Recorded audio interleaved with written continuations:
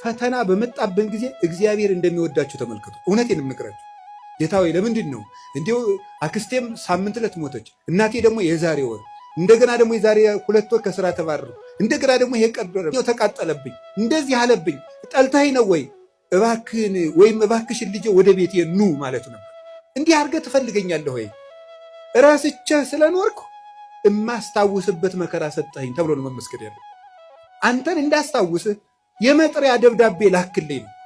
መጽሐፍ ቅዱስን ደብዳቤ ጽፎ ላከ፣ ንስሐ አባት ላከ፣ መጽሐፍትን ጽፎ ላከ። በቅዳሴ ጠራን፣ በትምህርት ጠራን፣ በመዝሙር ጠራን። ወንድሞቻችን ሲመጡ በመከራ ጠራን፣ አልተመለስንም። መጨረሻ ላይ ደግሞ የመከራ መልእክት ይልካል። እባካችሁ ኑ ነው። ለምኖ የሚያድን አምላክ እንደ እግዚአብሔር ያለ አለ? ለምኖ እኮ ነው የሚያድን። አሁን ሙሴን አላያችሁትም? እንዴት አስፈራርቶ መመለስ እንደፈለገ።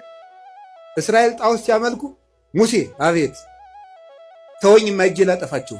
አሁን ሙሴ እግዚአብሔር ጨብጦ ስር ይዞት እጄ ላጠፋቸው ነው። እንዲሁ እኮ ይገርማል እኮ እግዚአብሔር የሚያደርገው ነው። ኧረ ተው አታጥፋ። እንዲህ ማብላት ሲያቅተው ጊዜ በረሃ አምጥቶ ጨረሳቸው ነው የሚለው አለ ሙሴ። እግዚአብሔር እንዳይሰደብበት ነው እሱ።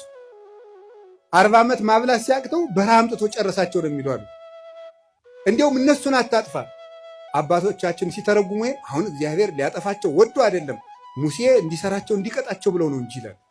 እንግዲያስ ሂድና ቅጣ አለው። ሰርቶ ቀጥቶ እስራኤልን ወደ ራሱ ሰበሰባቸው። በማስፈራራት እንድንመለስ እግዚአብሔር ክፉ ነገር እንዲመጣ ያደርጋል። ከቃሉ ጋር ናችሁ? ከቃሉ ጋር ናችሁ? እግዚአብሔር ከሁላችን ጋር ይሁን።